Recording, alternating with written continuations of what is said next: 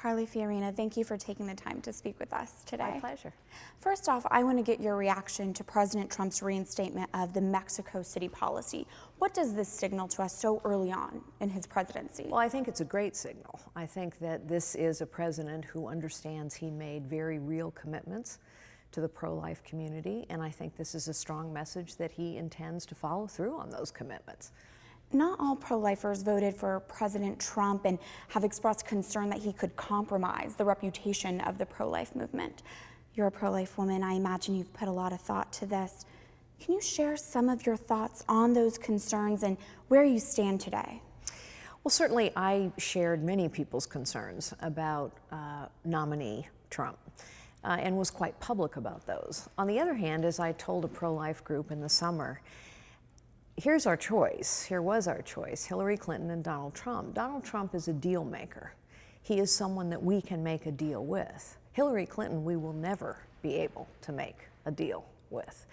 And so I think the pro-life community was very smart in presenting Trump as a nominee with strong support and saying, we expect you to do some things for us. We expect you to follow through on appointing pro-life Supreme Court justices. We expect you to follow through on defunding Planned Parenthood.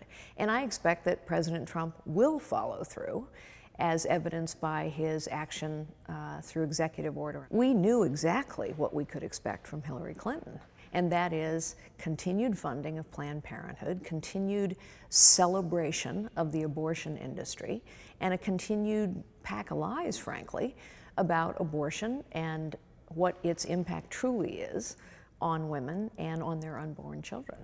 How should we hold President Trump accountable to these pro-life promises throughout his administration? Make sure he follows through on them. Make sure that Planned Parenthood actually is defunded in this very first budget that will be presented.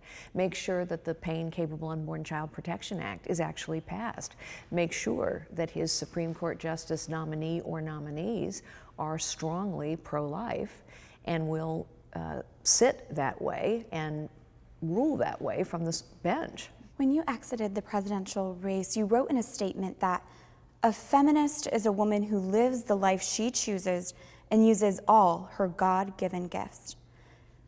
Do you see this idea of feminism reflected in the feminist movement today? No, of course not. And let's just look at the march on Washington that just occurred. So, I don't know, 500,000 people, hundreds of thousands of people all over cities, and many of them were protesting for Planned Parenthood, and the organizers of those marches were very explicit in saying that they did not welcome pro-life women. So apparently the feminist movement does not believe in a woman's right to choose what she believes. Feminism has been taken over by the progressive left, and it's specifically been taken over by pro-abortion women. That's a shame.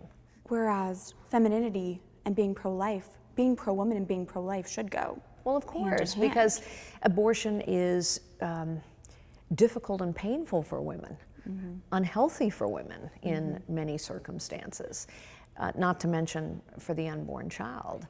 But I think, you know, my candidacy for the presidency was called an offense to women by the pro-abortion group Emily's List. It was called an offense to women because the term feminism, as hijacked by the progressive left, means you have to believe everything they believe, from increase in minimum wage to abortion anytime, anywhere, for any reason, at any point in a woman's pregnancy.